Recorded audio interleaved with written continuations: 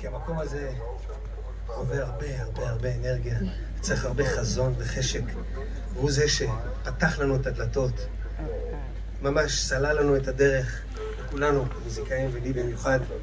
אני רוצה להודות לו, עמקי ליבי, ובשמכם ובשם כולם.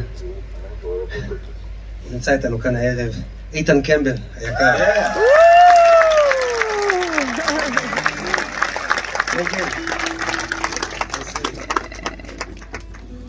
פה ושם הוא גם היה עולה ושר איתנו, הוא גם מוזיקאי כל כך מיוחד, תושב ערד.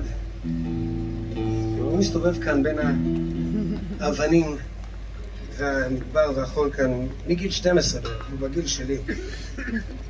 זה הרבה שנים. אז השיר הבא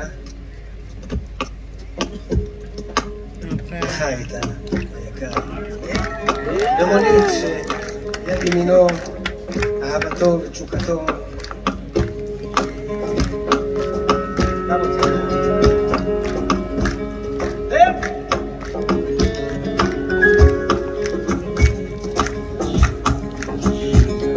צלח על מן החולות של המדבר היה שולח, ליטפו את גופה והסופה טרפה הכל.